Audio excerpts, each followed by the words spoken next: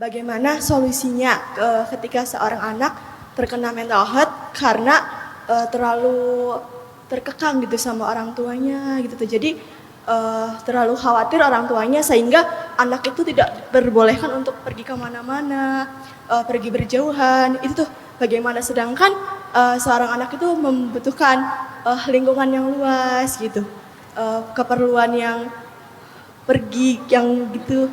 Itu gimana solusinya, Ustaz? Makasih. Saya tadi di awal buat disclaimer bahwa mental problem ini jangan hanya jadi sebuah judgement. Oh, anak sekarang mah dikit-dikit mental, dikit-dikit mental. Saya nggak suka banget judgement. Makanya dalam dakwah saya itu ada dua prinsip.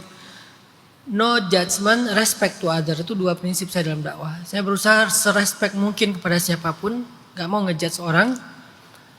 Kalau ada yang menurut saya nggak berkenan, saya akan lebih membicarakan terus substitusinya apa, gantinya apa gitu.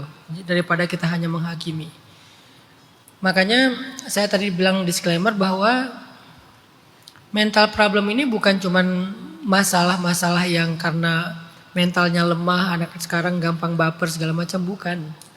Faktornya itu bukan karena kurang ibadah, kurang agama, bukan. Bisa jadi faktornya itu adalah pola pengasuhan. Bisa jadi faktornya itu adalah rumah tangga orang tuanya yang dia saksikan setiap hari. Bagaimana keributan terjadi, bagaimana konflik yang mereka tanganin dengan cara-cara ekstrim. Bisa jadi karena memang anak ini sedang tertekan aja. Kan kadang-kadang ada orang yang rumah tangganya baik-baik aja, orang tuanya baik. Tapi dia kena mental karena mungkin lagi banyak masalah, lagi banyak tekanan. Karena tekanan sekarang dengan dulu mungkin berbeda. Kalau dulu orang bisa rilis dengan pulang sekolah bisa langsung main. Sekarang lagi tren kan di Jakarta permainan-permainan zaman dulu dimainin lagi gitu kan.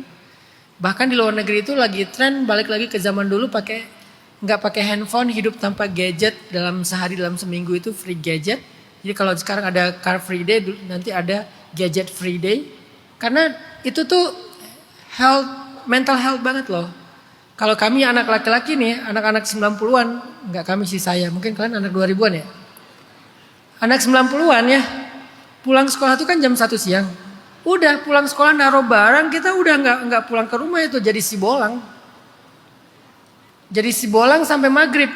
Maghrib langsung lari ke rumah mandi, balik ke, kalau di kampung saya di Aceh namanya surau ya, menasah kan. Balik ke surau, ngaji di surau sampai isya. Beres isya kita nonton bola dulu di TV. Kalau nggak ada bola dulu ada Van Damme, ada Ruud Gullit, ada film siapa tuh sampai jam 9 malam. Tidurnya karena kita anak kampung, anak surau, adat di kita itu di Sumatera ya, anak laki-laki malam tidur di surau, nggak tidur di rumah. Pulangnya habis subuh. Jadi kita nggak terbiasa tidur di rumah sih. Terbiasanya tidur di surau, anak laki-laki pada tidur semuanya di pelataran surau. Habis sholat subuh baru pulang ke rumah, siap-siap berangkat sekolah. Jadi kehidupan kita itu imbang antara kebutuhan akademik sama explore dan pengalaman life experience-nya kita dapat. Sehingga kita ada tempat rilisnya lah ibaratnya. Kalau masih SD, pulang sekolah main bola. Hujan-hujan langsung main bola, cari kodok, lempar-lemparan kodok. Saya pernah lempar kodok kena di bahu saya, di punggung saya, wok suaranya. Lemparin kodok sama temen. Atau lagi musim hujan, banjir di sawah, kita cari pohon pisang, kita tebang, kita jadikan rakit, main rakit. Dekati lebaran, kita bikin senjata sendiri ya dulu ya. Yang dari busi itu, busi dilubangin, terus dikasih mesiu dari korek api, terus dikasih baut, di bawahnya dikasih kayak dari tali rafia. Lempar di jalan aspal, itu bunyinya udah kayak bom molotov itu. Kita bikin senjata sendiri, atau dari kayu kita bikin pistol yang sama juga mesiunya dari itu, terus ditarik, pas ditembak, tuas. Pokoknya anak zaman dulu, itu tuh kreativitas kita, life experience kita bisa jadi rilis masalah. Sekarang pulang sekolah ditaruh di dalam tembok namanya rumah, nggak boleh keluar rumah, banyak penculik, banyak orang jahat. Ya emang iya, zaman dulu kita nggak ada penculik kayaknya ya. Ada nggak sih? Kayaknya zaman dulu nggak ada penculik, biasa-biasa aja kita nggak pernah ditanya sama emak tuh nggak pulang sampai maghrib.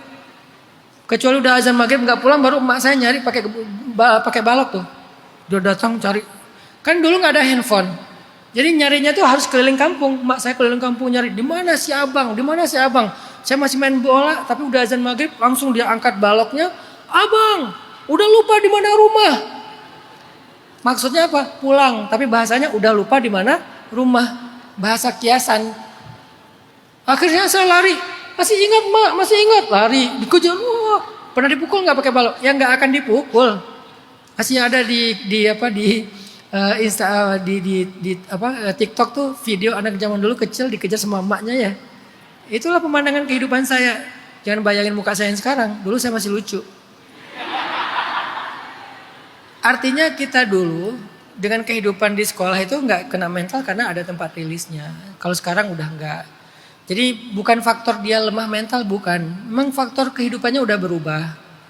Nah artinya orang tua harus paham kondisi ini. Sehingga orang tua yang bijak itu mencoba untuk memahami kondisi anaknya, kondisi zaman anaknya. Jangan terus-terusan kayak membandingkan anak dengan dia. Bapak dulu, emak dulu gitu aja terus ya. Padahal kondisinya sudah berbeda. Terus kayaknya menurut saya penting orang tua sekarang memperbaiki keadaan anaknya dengan belajar ilmu parenting. Dan salah satu kebutuhan parenting itu adalah ilmu psikologi yang khusus kebutuhan kita aja, bukan jadi seorang profesional. Anak saya dites semuanya, psikotes, termasuk saya juga.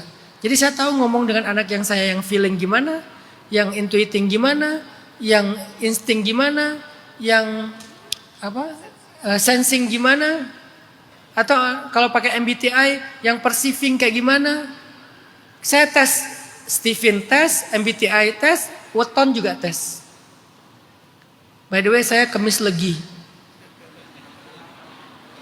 Ustaz percaya gitu? Percaya. Saya nggak percaya ramal. Tapi saya percaya tentang psikologi yang ada di dalam ini. Karena Weton itu adalah metode tes psikologi zaman dulu. Oleh nenek moyang kita. Dan itu akurat juga. Saya hanya nggak percaya masalah ramalnya. Karena kalau udah percaya ramal, ditolak ibadah kita selama 40 hari. Saya nggak percaya ramalnya. Tapi kalau orang Weton, orang yang Kemis Legi itu gini. Si pahit lidah. Saya cari yang baik-baiknya aja untuk diri sendiri ya. Kalau yang dibilang negatif-negatifnya, enggak nih kayaknya enggak deh. Kalau yang positif, wah gue banget nih kayaknya nih. Oh gitu ya. Oh sih. Jadi kayak makin semangat hidup gitu kan. Anak-anak saya pelajari, oh anak saya ini kalau feeling, cara ngomong anak feeling itu beda sama anak intuiting. Kalau anak feeling ekstrovert sama introvert aja beda.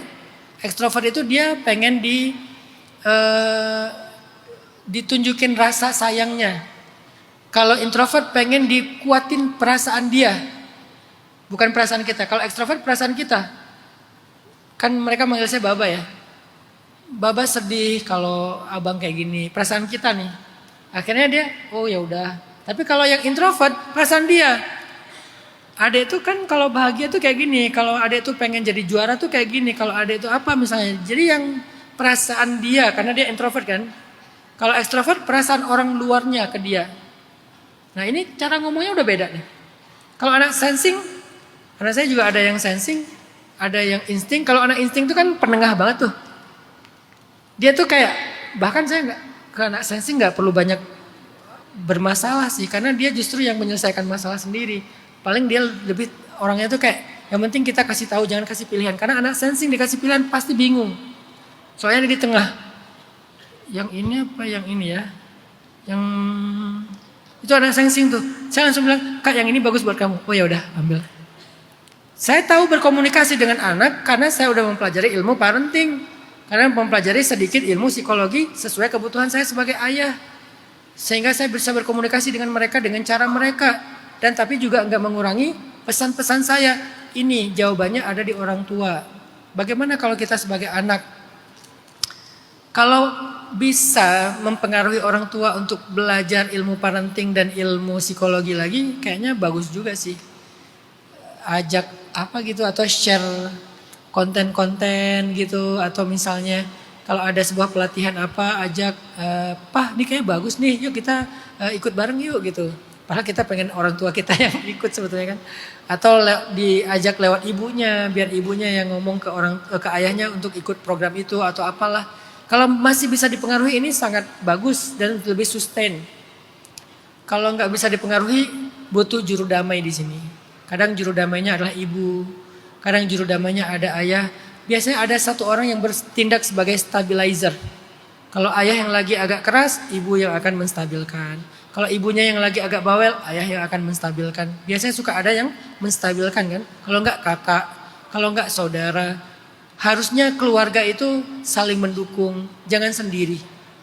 Kalau kita sebagai anak, carilah orang yang bisa mendamaikan, mengislah, menstabilkan kondisi ini sehingga tidak ada yang dikorbankan di antara dua pihak ini.